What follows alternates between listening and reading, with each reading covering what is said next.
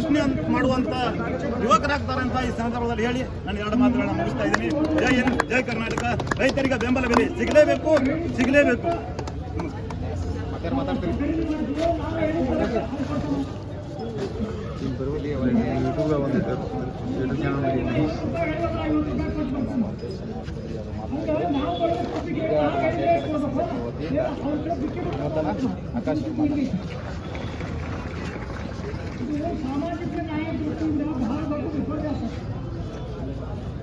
ಈಗಾಗಲೇ ನಮ್ಮ ಅಥಣಿ ತಾಲೂಕಿನಲ್ಲಿ ಬೆಳಗ್ಗೆ 6 ಗಂಟೆಯಿಂದ ಸಂಪೂರ್ಣ ಅಥಣಿ ಸ್ತಬ್ಧವಾಗಿದೆ.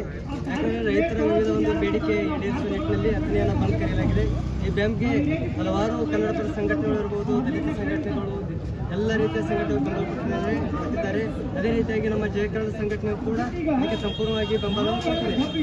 ಆದರೆ ಕೆಲವು ಹಿಂದಿನ ವಾರದಿಂದ ಗುರುಲಾಪುರ ಕ್ರಾಸ್ನಲ್ಲಿ ನಿರಂತರವಾಗಿ ಹೋರಾಟ ನಡೀತಾ ಇದೆ. ಅಲ್ಲಿ ಯಾವುದೇ ಮಂತ್ರಿಯೂ ಕೂಡ ಹೋಗಿಲ್ಲ, ಮತ್ತು ಯಾವುದೇ ರೀತಿ ಬೆಂಬಲ ಕೂಡ ಕೊಟ್ಟಿಲ್ಲ. ಮತ್ತು ಪತ್ರಿಕಾ ಎಲೆಕ್ಟ್ರಾನಿಕಲ್ ಮಾಧ್ಯಮಗಳು ಸುದ್ದಿಯನ್ನೇ ಪ್ರಸಾರ ಮಾಡಿಲ್ಲ. ಅಲ್ಲಿ ಯಾಕಂದ್ರೆ ಅವ್ರದ್ದು ಏನಾದರೂ ಇರ್ಬೋದಲ್ಲ, ಅವ್ರದ್ದು ಏನಾರ ಲಂಚ ಇರ್ಬೋದು ಅಥವಾ ಏನಾರ ಇರ್ಬೋದು. ಹಾಗಾಗಿ ಅದನ್ನು ಒಂದು ವಿಸ್ತಾರವನ್ನು ಮಾಡಬೇಕಾಗಿತ್ತು. ಇವರು ಜನರಿಗೆ ಒಂದು ಸಂದೇಶ ಯಾವ ರೀತಿ ಮಾಧ್ಯಮದವರು ಸಂದೇಶವನ್ನು ಕೊಡ್ತಾ ಇದ್ದಾರೆ ಅನ್ನೋದು ಪ್ರಶ್ನೆ ಆಗಿದೆ. ಮತ್ತು ಇವರು ಕೊನೆಯ ಹಂತದಲ್ಲಿ ಈಗಾಗಲೇ ಸಂಪೂರ್ಣವಾಗಿ ಬಂದಾಗಿದೆ. ಅದಕ್ಕೆ ಅನೇಕ ರೀತಿಯ ಎಲ್ಲರೂ ಬೆಂಬಲವನ್ನು ಕೊಡ್ತಾರೆ. ಇದು ಹೆಚ್ಚಿನ ರೀತಿಯಲ್ಲಿ ಇನ್ನೂ ಶಬ್ದವಾಗಬಹುದು ಅಂತ ಒಂದು ಇಚ್ಛೆಯಲ್ಲಿ ನಮ್ಮ ಜಯಕರಣ ಸಂಘಟನೆ ಸಂಪೂರ್ಣವಾಗಿ ಇದಕ್ಕೆ ಬೆಂಬಲವಾಗಿ 3,500 ರೂಪಾಯಿ ಏನು ರೈತರು ಕಬ್ಬಿಣ ಬೆಲ್ಲ ನಿಗದಿಯನ್ನು ಏನು ಕೇಳ್ತಾ ಇದ್ದಾರೆ, 3,500 ಅಲ್ಲ 4,000 ಕೊಡಬೇಕಂತ ಈ ಮೂಲಕ ನಾವು ಒಂದು ವಿನಂತಿಯನ್ನು ಮಾಡ್ತೀವಿ. ರೈತರು ಬೆಳೆದಿರ್ತಕ್ಕಂಥ ಬೆಳೆಗೆ ನ್ಯಾಯಯುತವಾಗಿರ್ತಕ್ಕಂಥ ಒಂದು ಬೆಂಬಲ ಬೆಲೆ ಸಿಗ್ತಾ ಇಲ್ಲ. ಹಾಗಾಗಿ ಈ ಒಂದು ಹೋರಾಟ ಯಶಸ್ವಿಯಾಗಲಿ, ರೈತರು ಕೇಳಿರ್ತಕ್ಕಂತಹ ಬೆಲೆ ಸರ್ಕಾರದಿಂದ ಇರ್ಬೋದು ಅಥವಾ ಮಾಲೀಕರಿಂದ ಸಿಗಲಿ ಅಂತ ಈ ಮೂಲಕ ನಾವು ವಿನಂತಿಯನ್ನು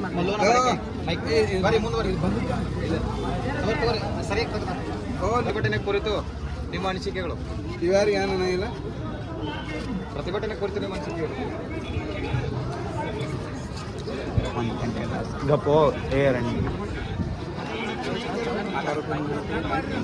ಅನ್ನದಾನಗಳಿಂದ ಮುನ್ನದಾನಗಳಿಲ್ಲ, ಅನ್ನದಿಂದ ಅಧಿಕ ಇನ್ನಿಲ್ಲ ಜಗದೊಳಗೆ, ಅನ್ನವೇ ಪ್ರಾಣ ಸರ್ವಜ್ಞ ಅಂತ ಹೇಳ್ತಾರೋ ಅಂತ ಅನ್ನವನ್ನ ರಾಷ್ಟ್ರಕ್ಕೆ ನೀಡಿ ಬೆಳೆದು ಬುತ್ತಿ ಬಿತ್ತಿ ಬೆವರು ಸುರಿಸಿ ಕೊಡುವಂಥ ರೈತ ಇವತ್ತು ಬೀದಿ ಒಳಗ ಒಂದು ಪ್ರತಿಭಟನೆ ಮಾಡುವಂಥ ಪರಿಸ್ಥಿತಿ ಬಂದೈತಿ.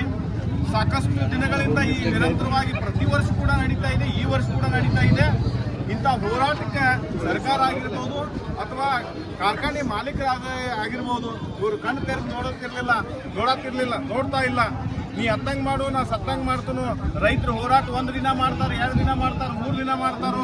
ನಂತರ ತಾವ ಬೇಸತ್ತು ರೈತರ ವಿರುದ್ಧ ರೈತರು ಎದ್ದು ಫ್ಯಾಕ್ಟ್ರಿಗೆ ಕಬ್ಬು ಕಳ್ಸಕ್ಕೆ ತಯಾರಾಕಾರು. ಹಂಗೆ ಆಗುವವರೆಗೆ ಇವ್ರನ್ನ ಪ್ರತಿ ಸಾಲ ನೋಡಿ ಕೊನೆಗೆ ರೈತರನ್ನ ಬಿಸಿಲು ಕ್ವಾಣ ತೇಗ್ತತಿ ಹೊರತಾಗಿ ಬಿಸಿಲು ತೇಕಂಗಿಲ್ಲ ಅನ್ನೋ ಅರ್ಥದೊಳಗೆ ಇವ್ರು ರೈತರನ್ನ ತೇಗಿಸುವಂಥ ಕೆಲಸ ಈ ಕಾರ್ಖಾನೆ ಮಾಲಕರು ಮಾಡಕತ್ತಾರು. ಇಂಥ ಒಂದು ಪ್ರವೃತ್ತಿಯನ್ನು ಕಾರ್ಖಾನೆ ಮಾಲಕರು ನಿಲ್ಲಿಸಬೇಕು. ಸಾಕಷ್ಟು ಈ ಸಕ್ರಿಯ ಅಲ್ಲ, ಸಾಕಷ್ಟು ಶುಗರ್ ಫ್ಯಾಕ್ಟ್ರಿಯಿಂದ ವಿದ್ಯುತ್ ಹಿಡ್ಕೊಂಡು ಉಪ ಉತ್ಪನ್ನಗಳನ್ನು ಸಾಕಷ್ಟು ತೆಗಿತೀರಿ. ಲಾಭ ಸಾಕಷ್ಟು ಐತಿ. ಆ ಲಾಭ ಇದ್ದಲ್ಲೇ ನೀವು 1 ಬಿಟ್ಟು 2 ಬಿಟ್ಟು 3 ಫ್ಯಾಕ್ಟ್ರಿಗಳನ್ನು ಮಾಡಿರಿ.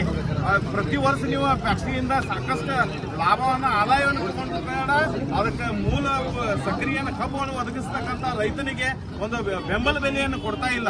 ಅಂತ ಒಂದು ಪರಿಸ್ಥಿತಿಯನ್ನು ರೈತ ರಾಷ್ಟ್ರದ ಬೆನ್ನೆಲುಬು ಅಂತ ಹೇಳ್ತಾರೆ.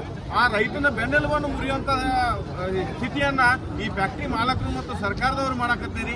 ಇದನ್ನು ನಿಲ್ಲಿಸಬೇಕು. ದಯವಿಟ್ಟು ನಿಲ್ಲಿಸಿ ರೈತನಿಗೆ ನ್ಯಾಯಯುತವಾಗಿರ್ತಕ್ಕಂಥ ಬೆಲೆ ಕೊಡಬೇಕು ಅಂತಕ್ಕಂಥ ಆಗ್ರಹವನ್ನು ನಾವು ಈ ಮೂಲಕ ಮಾಡ್ತಾ ಇದ್ದೀವಿ.